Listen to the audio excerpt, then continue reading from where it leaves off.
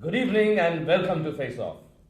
We have with us this evening the BJP star campaigner and formally announced Prime Ministerial candidate, Mr. Atal Bihari Vajpayee. With me, Javed Akhtar. Mr. Vajpayee, आपके agenda में अब कांग्रेस और United front सिवाय राम मंदिर के क्या अंतर है? What is the difference? हमारे एजेंडा में बहुत अंतर है। सचमुच में अगर आप सब पार्टियों के एजेंडा को कंपेयर करके देखेंगे तो आपको पता लगेगा कि आज जो समस्याएं देश के सामने मुसीबत बनकर खड़ी हैं और जिनके लिए बहुत बड़ी मात्रा में कांग्रेस और संयुक्त मोर्चा जिम्मेदार हैं, उनका हल हम अपने एजेंडे से देना चाहते हैं। आज़ादी के 50 साल बाद भी 40% लोग निरक्षर क्यों हैं? आज़ादी के 50 साल बाद भी गरीबी की रेखा के नीचे जिंदगी बिताने वालों की तादाद 40% क्यों है? अब अगर कांग्रेस कहती है कि वो आर्थिक स्वराज जलाएंगे तो वो एक खोखलापन है, शब्दों का खिलवाड़ है। जो पार्टी 50 साल आर्थिक स्वराज्य नहीं ला सकी या उस दिशा में आगे नहीं बढ़ सकी, वो एजेंडे में क्या कहती है, इसका क्या मतलब है? एजेंडे को व्यवहार की कसौटी पर कसकर देखना होगा। यही बात संयुक्त मोर्चे के बारे में लागू होती है। 18 महीने में देश की जो हालत बिगड़ी है उसके लिए वो 13 पार्टियों का जमघट जिम्मेदार है, जो कांग्रेस पर निर्भर करता था, जिसे कांग्रेस ने एक तरह से धोखा दिया। 2 प्रधानमंत्री बदले। अब वो अगर स्थिरता की बात करें कि वो स्थिरता देंगे, स्थायित्व देंगे, तो फिर कौन इस पर विश्वास करेगा? भारतीय राजनीति का सबसे बड़ा संकट विश्वसनीयता का संकट है। एजेंडे में कौन क्या लिखता है इसका महत्व जरूर है, और हमने अपने एजेंडे को बनाते समय इस बात का ध्यान रखा है कि हम लोगों की ज्वलंत समस्याओं पर अपने समाधान प्रस्तुत करें। लेकिन सवाल तो लोगों के भरोसे का है, और भरोसा व्यवहार से होगा, खाली उद्घोषणा से नहीं होगा। But the same charges of doublespeak are levied against the BJP. The BJP stands against communalism, casteism, corruption, crime. And yet, your alliance partners with the Shiv Sena on one hand, you campaign with Jai Lalita on the same platform, you woo the BSP, and you field Sanjay Singh as your official candidate from Amethi. Now, these are obvious examples of doublespeak. No, I don't think so.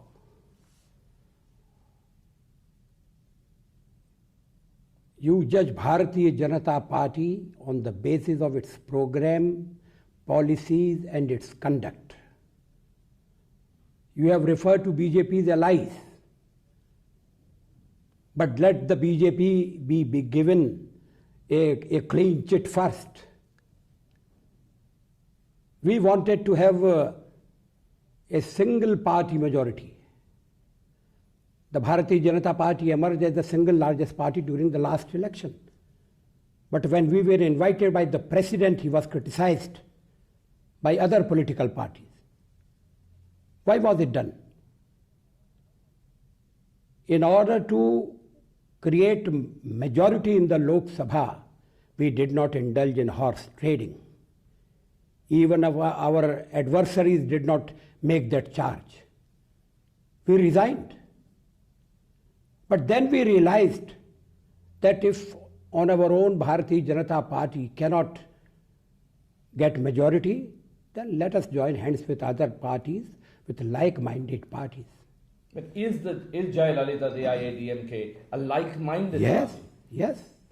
Apart from the cases which are in the court, and I would not like to say anything on them. Is the BSP a like-minded party? Yes, of course, BSP and BJP were natural allies. There is an attempt to divide a wedge between the upper caste and the Dalits in Uttar Pradesh. We foiled that attempt. You know about casteism prevailing in Uttar Pradesh. And there was an attempt to organize Dalit on the basis of anti-upper caste feeling. But by aligning with a party which has an obvious casteist agenda, are you not promoting casteism? No. When there was alliance, that caste factor had lost its irrelevance. People belonging to different castes, they came together. We were working in unity, though the experiment did not last long. But it was a bold experiment.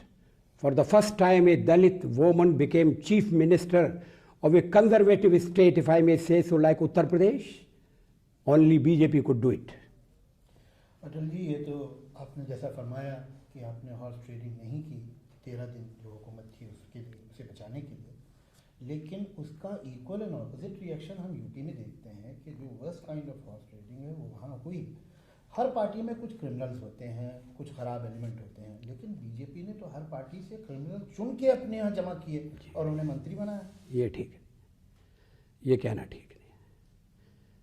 अगर आप ये कहते हैं तो आप मान लेते हैं कि और पार्टियों ने चुन चुन कर अपने यहाँ क्रिमिनल्स भर्ती कर रखे थे। आप ये भी मान लेते हैं कि लोगों ने उन क्रिमिनल्स को वोट दिए थे। उत्तर प्रदेश में जो कुछ हुआ उससे हम खुश नहीं हैं, लेकिन उत्तर प्रदेश में हमारे खिलाफ एक साजिश की गई थी। आखिर कल्याण सिंह सबसे बड़ी पार्टी के नेता के रूप में उभरे थे, गवर्नर ने उन्हें सरकार बनाने के लिए क्यों नहीं बुलाया? क्या अपराध था उनका? सिर्फ यही कि वो बीजेपी के हैं। फिर जब हमने बीएसपी से समझौता कर लिया तो उन्हें बुलाने के अलावा कोई रास्ता नहीं था। लेकिन जब वो सरकार टूट गई और दूसरी सरकार बनने का मौका आया तो उन्होंने सिर्फ हमें 4 दिन दिए, 4 दिन भी पूरे नहीं दिए, 2.5 दिन दिए सरकार बनाने के लिए। गुजरात में गवर्नर ने 15 दिन दिए और गवर्नर ने जिस समय हमें सरकार बनाने के लिए 2.5 दिन दिए, उसी समय केंद्र को सिफारिश कर दी कि वहां राष्ट्रपति शासन लागू कर देना चाहिए। तो जो कुछ उत्तर प्रदेश में हुआ वो जल्दबाजी में हुआ, कानूनी नजरिए से ठीक हुआ, संवैधानिक दृष्टि से सही हुआ। अब दूसरी पार्टी में अगर स्प्लिट हो जाए और स्प्लिट अगर लॉ के हिसाब से हो और स्प्लिट करने वाले कहें कि हम उत्तर प्रदेश को राष्ट्रपति राज से फिर से बचाना चाहते हैं, हम लोकप्रिय सरकार लाना चाहते हैं, और वो ये समझें कि भारतीय जनता पार्टी के साथ मिलने के अलावा और कोई रास्ता नहीं है, और वो हमसे मिलना चाहें तो हम उन्हें कैसे दोष दे सकते हैं? If you disapprove of the Uttar Pradesh experiment, will you ensure that that does not happen in the center if you come to power? Yes, I am prepared to give you a guarantee. That you will not make unscrupuled alliances, No. you will not pick up criminals Everything from other will be parties. transparent, everything will be honest, everything will be before the people. Atal ji, No, but Mr. Nandi, what had happened during the last 5 years when Congress was ruling the country? When the How Congress was ruling majority was maintained? the The case Congress is never still took in a the high court. moral position, so nobody attributed morality with the Congress. So we are not attributing morality to the Congress. We are attributing morality to the BJP because BJP stands, claims and campaigns on moral positions. I thank you for your compliment, but we have to be in the game. Atal ji, एक सवाल जो शायद थोड़ा आपको irritate भी कर चुका है और आपने अभी 2 दिन पहले उस पर स्टेज पे भी बोला है, लेकिन ये प्रोग्राम तो करोड़ों लोग देखेंगे, तो आपका जवाब डायरेक्टली फ्रॉम हॉर्सेस माउथ जाए, इसलिए कि इस पर लोग अटकल बच्चू करते रहते हैं और अपने अपने अंदाजे लगाते हैं, मगर सही बात तो आप ही बता सकते हैं कि माइनॉरिटीज़ की तरफ या हिंदुस्तान का जो कम्युनल प्रॉब्लम है उसकी तरफ आपके और एडवाणी जी के विचार और एटीट्यूड्स एक हैं या अलग अलग हैं? अगर एक हैं तो बात खत्म हो गई वहीं, अगर अलग अलग है तो क्या डिफरेंस है? कोई अलग अलग नहीं है, हम सबकी एक राय है, पूरी पार्टी की एक राय है। आखिर जब हमने जनसंघ बनाया था या आज हम भारतीय जनता पार्टी के नाम से काम कर रहे हैं, हमने अपने दरवाजे सबके लिए खोल कर रखे हैं। तो इसलिए नहीं रखे कि दरवाज़ा खुला रहे और कोई आए ना। हम ईमानदारी से चाहते हैं कि मुसलमान हमारे साथ आएँ, और इसलिए न केवल पार्टी के दरवाजे हमने खोल के रखे, हमने दिल के दरवाजे भी खोल के रखे हैं। माइनॉरिटीज़ के बारे में पार्टी की राय बिल्कुल दो टूक राय है कि माइनॉरिटीज़ इस देश के नागरिक हैं, माइनॉरिटीज़ इस देश में बराबर के हकदार हैं, उनके हक बराबर हैं, उनकी जिम्मेदारियां बराबर हैं। मज़हब के आधार पर इस देश में न पहले कभी भेदभाव हुआ था, न आगे कभी भेदभाव होगा। पूरी पार्टी इस बात को कह चुकी है कि हिंदुस्तान एक सेक्युलर स्टेट था, है और रहेगा।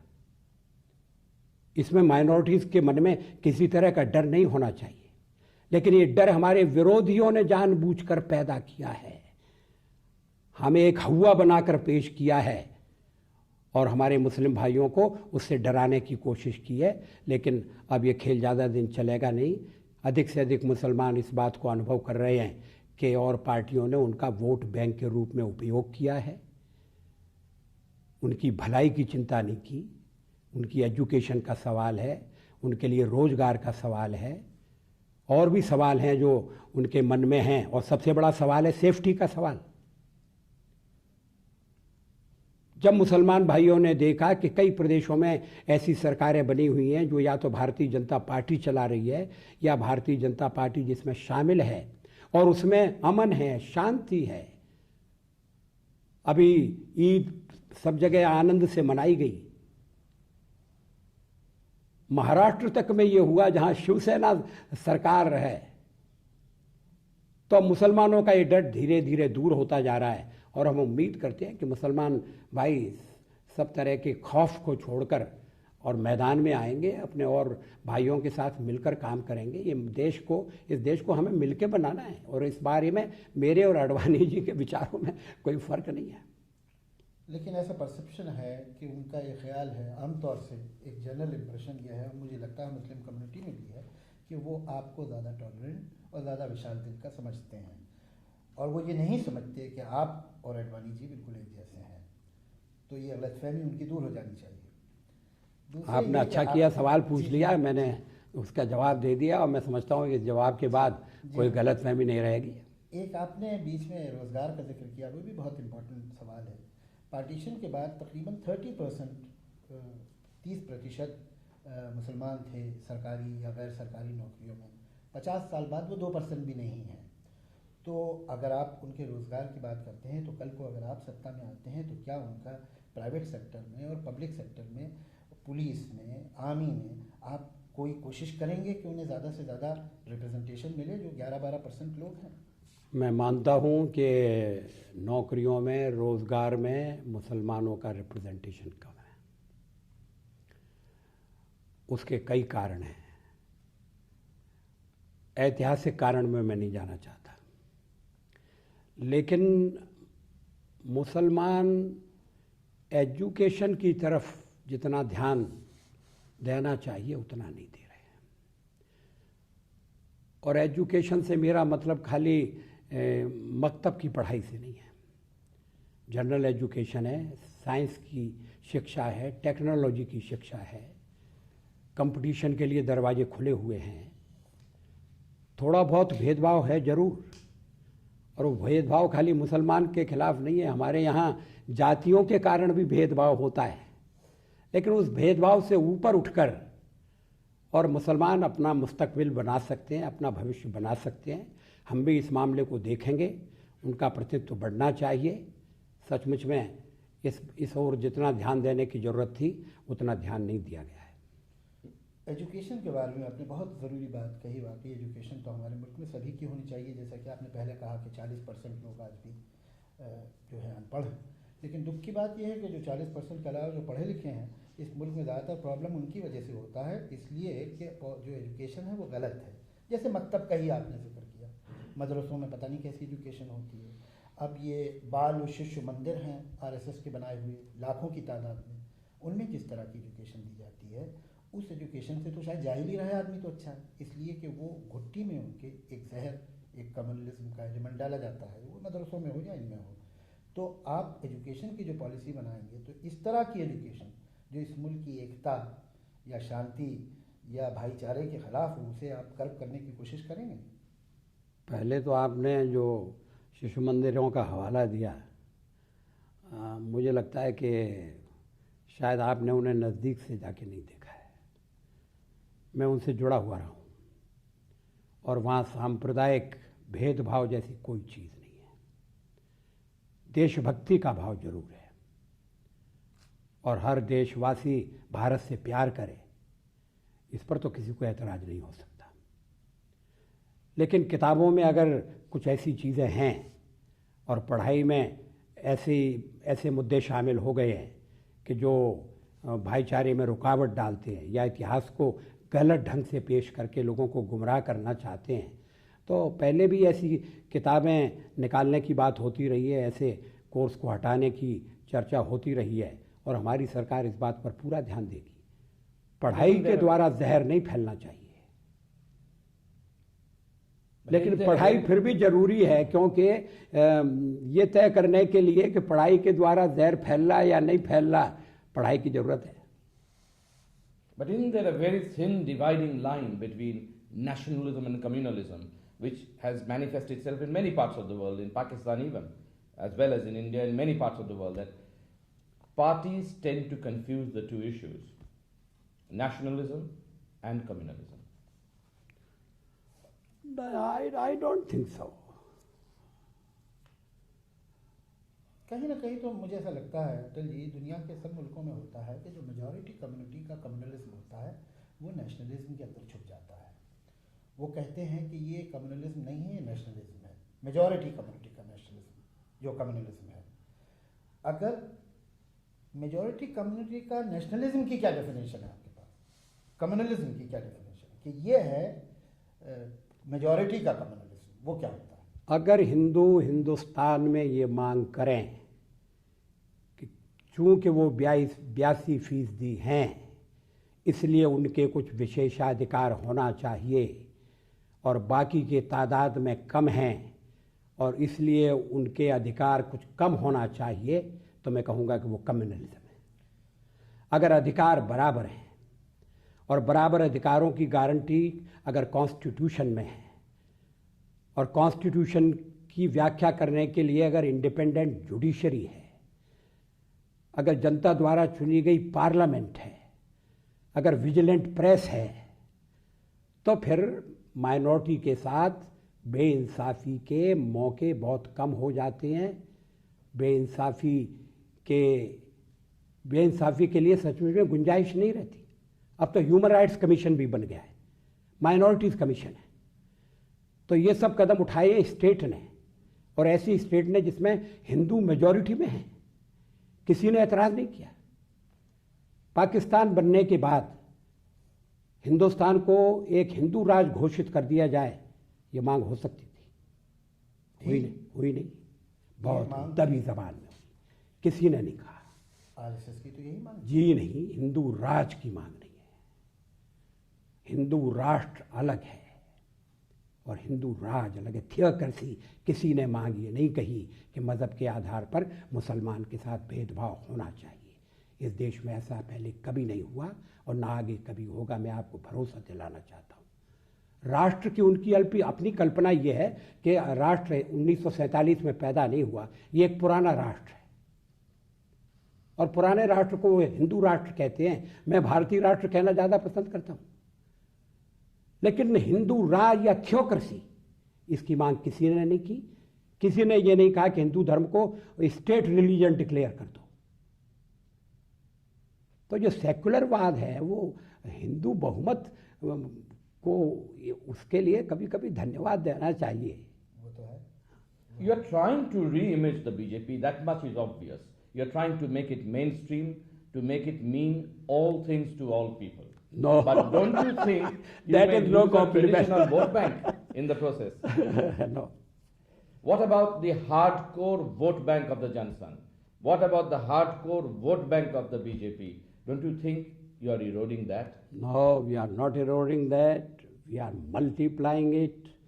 We are getting more mass support.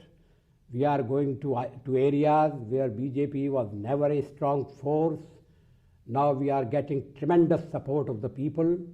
The results will show that we have made effective inroads in the southern states, particularly Tamil Nadu and Karnataka. So there is no question of giving up the hardcore support. I concede you're becoming more powerful. But the point is, power always compromises. As you grow larger, as you become stronger, you will have to compromise more and more to draw in more and more supporters.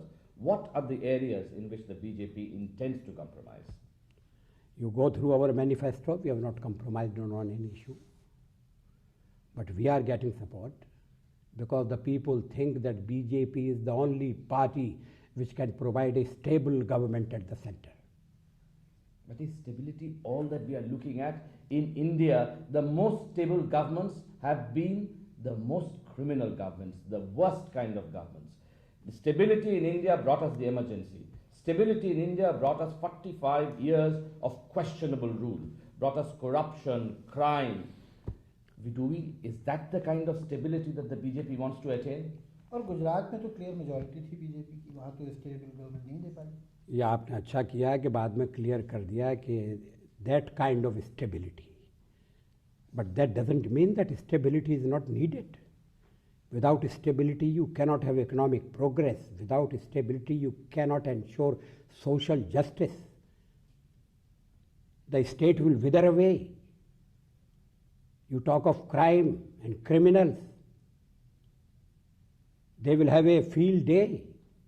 If the state is not there, the institution of the state has to be restored.